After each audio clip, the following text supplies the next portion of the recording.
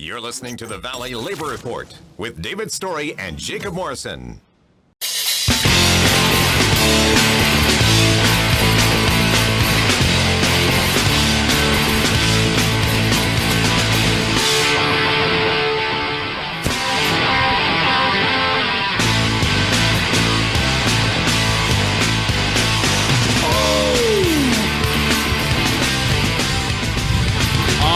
Folks, welcome back to the Valley Labor Report. My name is Jacob Morrison. David Story is my co-host. He just got done talking to Sam Dalton, another member of the Machinist Local 44. I am here now talking to James Alexander. He is a member of the Steam Fitters and Pipe Fitters Union. He's going to be talking to us about being that's another trade union. He'll be talking to us about what it's like being a steam fitter, pipe fitter. So James, thanks for talking to me. I appreciate it, brother. All right, man. Glad to be here today, brother. Glad to be here. All right, so James, tell us just the top line. One of this amazed me. Tell us how much you made without a college degree in California as a pipe fitter. Okay, so I traveled out to California to work at Chevron Refinery. They had a big modernization project going on. So I done a 12-month run out in California. I was able to make a grand total of $207,000, and that's with 6 weeks off work.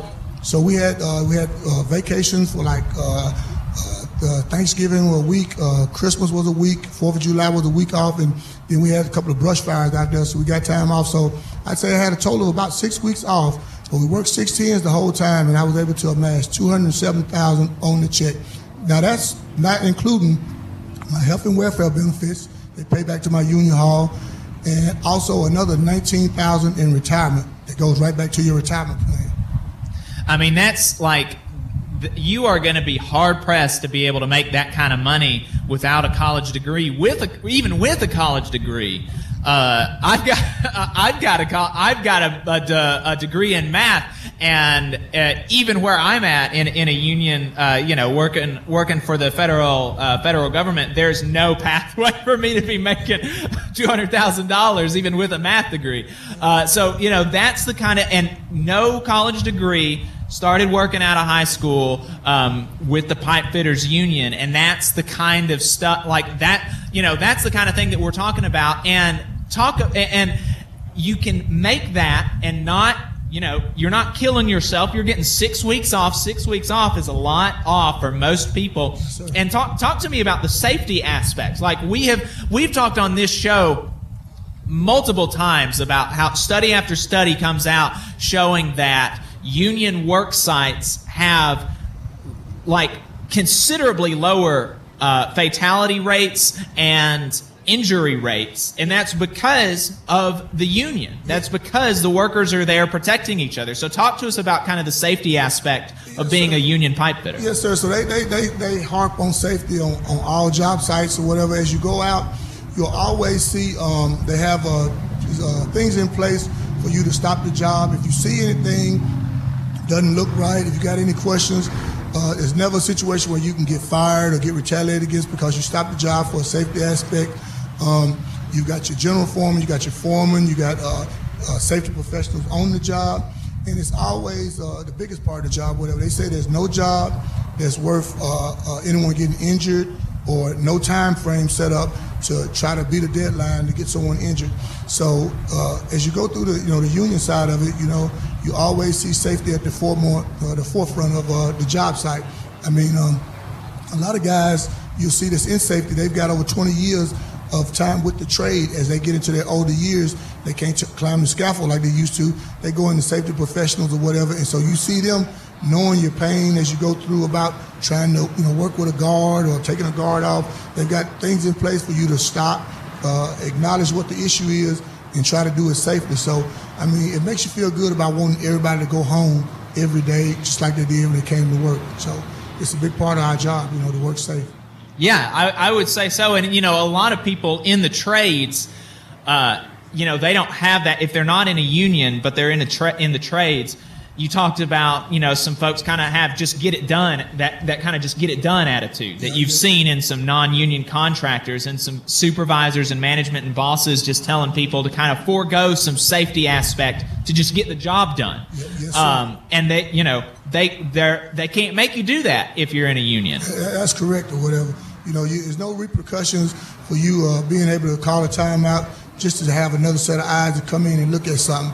A lot of, older people or young people don't understand where we are as union members, but what they fail to realize is that somewhere along the lines, there was some blood spilled or blood shed for the union to be able to come in and set up the things that we have, such as the great pay, the great benefits, the great retirement, the safetyness of the job. All that right there plays a part in it. Somewhere along the line, someone shed some blood to be able to make it so now we can go to work and our families can know we're coming home to them. We're coming home with a good paycheck, excellent benefits for your wife and your family. Mm-hmm. So it's a win-win situation for those who are interested in it. And that's so important, being able to rely on, I'm going to come home at the end of the day, and I don't have to worry about that kind of stuff. And I don't have to worry about a boss trying to make me forego something that I know is dangerous, that I know could get me killed. I feel confident in the fact that I can make sure I have a safe work site, and that's something that you just really can't place a price tag on that. But what about the retirement aspect? All right, and a lot of things what people don't understand. So on a conventional job, you got a lot of jobs now that they've went away from the company retirement. They have your 401k plans, and they'll contribute a little bit. You contribute a little bit, so that's money out of your bring home salary. Well, a lot of times in the trade, we have a dollar value that's already written into our contract. So in essence, really all you do is go to work and your benefits are paid. You got union halls like Philadelphia Local 420. They have an annuity. So you go to work out of one of those halls and you get like $13 to $14 for every hour you work. And they call it pyramid. So when you work a time and a half hour, you get time and a half money. So let's just say you work somewhere like 420 in Philadelphia. You can work 6 months, 6 days a week, and leave with something like $16,000 in an annuity account. You can roll it back home to your local pension, or you can leave it in Philadelphia, and that's another $16,000 that's growing, that's in an account for you. That's like Minnesota, Philadelphia, New Jersey, New York. It's phenomenal the way they do their benefits package. And like I said, you have the option to leave the money there or roll it back home to your local pension if you want to keep it all under the same umbrella. But that's not out of your hourly check. That's in addition to what you're getting paid. And they have scales like $57 an hour for a pipe fitter, $53 an hour for a pipe fitter. Somewhere like California, $74 an hour for a pipe fitter. Wow. Indiana is like $43 an hour for a pipe fitter. So, it's just a wide open area out there. If you want to travel, go see the country. It's like a paid vacation. Yeah, well, that's another thing that that's really cool to me that I've noticed talking to folks in the trade unions is that if you work for a non-union contractor, your job is kind of dependent on the local construction industry. If construction slows down in Huntsville and you're working for a non-union contractor, and they lay you off, it's like, well, that's that. If construction slows down in Huntsville and you work and you're in a union, you're in a trade union, you can just go work somewhere else because there's always somewhere in the country that's building something. And so if work slows down, you'll have a job somewhere else. Yep, you have 50 states plus Canada. The United Association covers all 50 states and Canada. So you have the option to go and travel, see the world, as a tradesman, make a lot of money, good retirement, good benefits. Myself personally, I've worked in refineries, I've worked in auto plants, I've worked in computer chip plants, pretty much natural gas plants. So I've pretty much seen everything. I mean, a lot of the work is similar, a lot of it is a little bit different, but it's all union supported, safety, and good money. Yeah, and that's, again, like, this isn't something that you've got to go to college for. Like, you can start their apprenticeship program right after you get out of high school and be on track to make good money, have a secure future, be able to work anywhere in the United States or Canada, know that you're going to have safety on your job, have a good retirement plan. I mean, this is just, it's not stuff that you can find in the non-union world. Yes, sir. It's like, I'll put numbers to the paper. Say a guy's 18 years old and graduate high school, not sure what he want to do.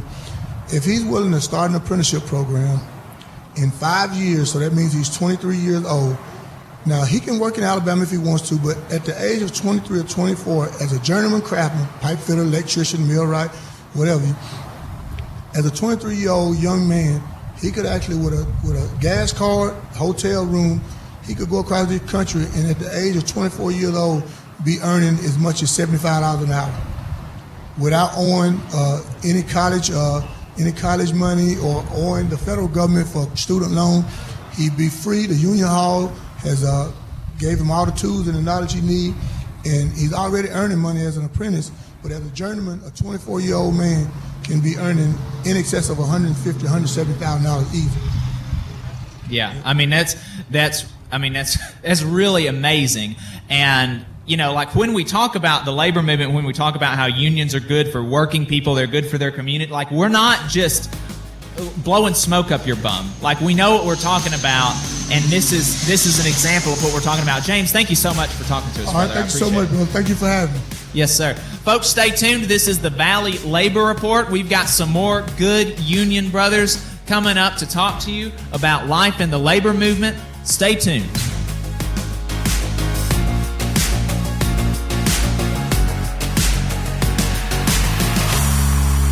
You're listening to the Valley Labor Report with David Story and Jacob Morrison. Thanks for tuning in. We appreciate your time. If you want to see what we're up to throughout the week and get our snide quips about the news of the day, then you should follow us on social media. We're on Facebook at facebook.com/Valley Labor Report. We're on Twitter at Labor Reporters. I'm on Twitter at JacobM_AL. David is on Twitter at Radical Unionist. That's spelled RADICL Unionist. If you missed part of the show and want to go back and watch it later, search YouTube for The Valley Labor Report and subscribe to our channel. You can go back and watch the full show there, and we also clip segments throughout the week. And we also upload the program on more than 11 different podcasting apps. So you can see if we're on your listening platform of choice. You can go to thevalleylaborreport.transistor.fm/subscribe. And if you appreciate our work and want to help us stay on the air, then consider throwing us a couple dollars a month on patreon.com/The Valley Labor Report.